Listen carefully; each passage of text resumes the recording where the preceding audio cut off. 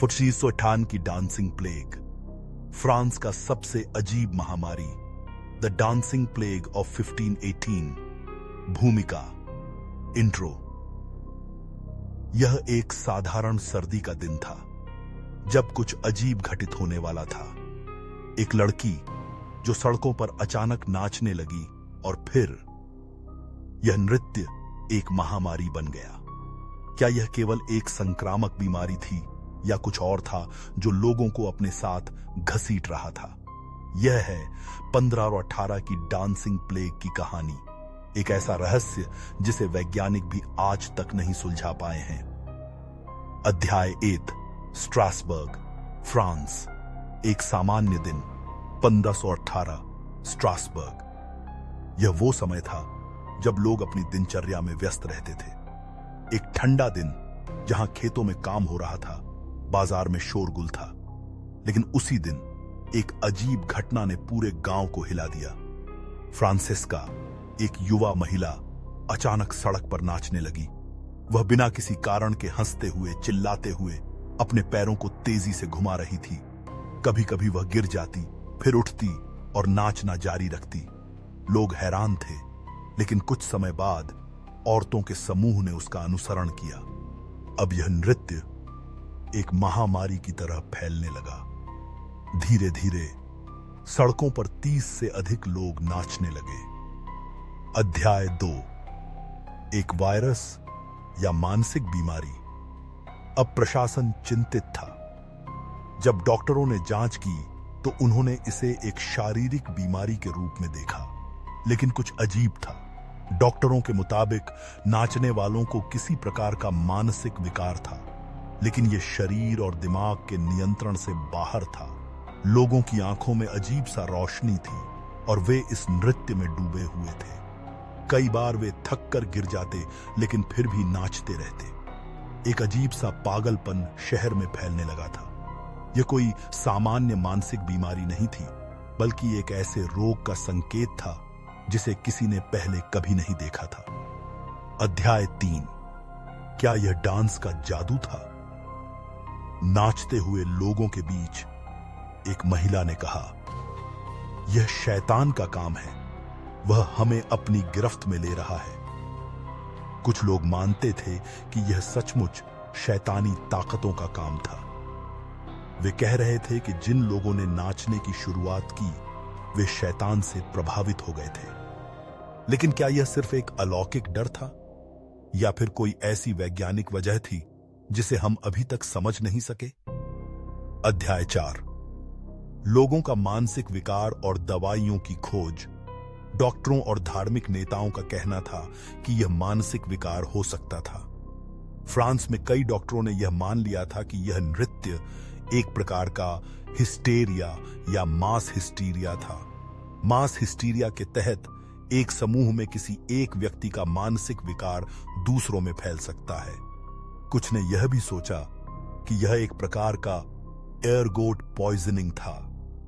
यह एक जहरीला पदार्थ था जो अनाज में उगने वाली एक फफूंदी से पैदा होता है और मानसिक विकारों का कारण बन सकता था।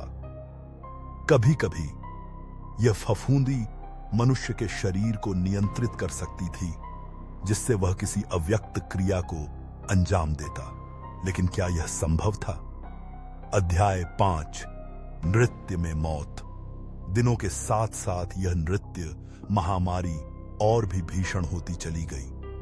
कई लोग नाचते हुए थक कर गिर गए और कई तो नाचते नाचते अपनी जान तक गंवा बैठे।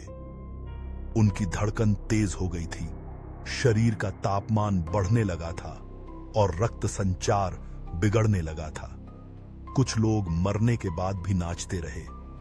यह एक भयानक दृश्य था जहां नृत्य मृत्यु का रूप धारण कर चुका था। अध्याय 6।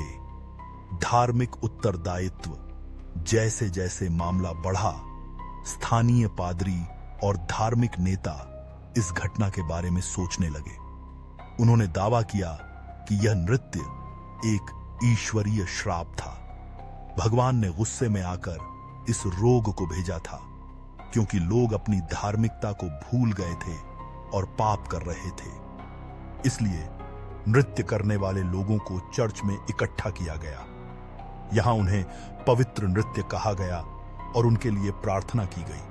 लेकिन प्रार्थनाएं और उपदेश न तो नृत्य को रोक पाए, न ही लोगों की मौतों को। यह एक अनजानी आपदा बन गई थी और अब कोई भी समझ नहीं पा रहा था कि इसका इलाज क्या हो सकता था। अध्याय 7।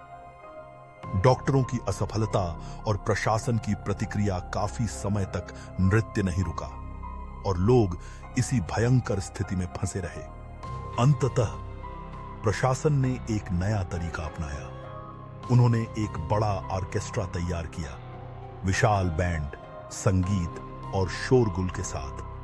यह सोचा गया कि यह नृत्य को धीमा करेगा, लेकिन यह एक और असफल प्रयास था। हालांकि संगीत ने नृत्य को बढ़ावा ही दिया। लोग और भी ज्यादा नाचने लगे और समय के साथ यह घातक होता गया। अध्याय 8। क्या यह सब असल में एक मनोवैज्ञानिक महामारी थी? आज के वैज्ञानिक यह मानते हैं कि यह घटना वास्तव में मास हिस्टीरिया का परिणाम थी। शहर के लोग अत्यधिक मानसिक दबाव और तनाव में थे और इस महामारी ने सामूहिक हृदयहीनता पैदा कर दी थी। कुछ शोधकर्ताओं का कहना है कि यह एर्गोट फफूंदी से भी हो सकता था, जिसे बाद में लाइसर्जिक एसिड LSD के रूप में जाना गया, जो लोगों को मानसिक भ्रम और भटकाव में डाल सकता था। अध्याय 9। नृत्य का अंत। अंत में यह नृत्य महामारी अपनी गति धीमी करने लगी। जैसे ही गर्मियां आईं, यह बीमारी शांत हो गई, लेकिन यह हमेशा के लिए एक रहस्य बनकर रह गया। अध्याय 10। आज भी सवाल। आज भी इतिहासकार इस घटना पर चर्चा करते हैं। क्या यह मानसिक विकार था, शैतान का खेल था, या एक वैज्ञानिक घटना? इस रहस्य ने हमें यह सिखाया कि हम कभी-कभी उन घटनाओं को समझ नहीं पाते जो हमारे भीतर या हमारे चारों ओर होती हैं। क्या हम सच में अब भी उन अज्ञात शक्तियों से बच सकते हैं जो हमसे खेलने के लिए हमारे अंदर घुसने का मौका ढूंढती हैं? निष्कर्ष सिलोजिंग। यह 15 और 18 की डांसिंग प्लेग की कहानी है, जहां मौत और जीवन का राक्षसी नृत्य था। शायद यह एक चेतावनी है कि हम अपनी मानसिक स्थिति और समाज के तनावों को नजरअंदाज न करें, क्योंकि क्या पता अगला कदम किस दिशा में जाएगा।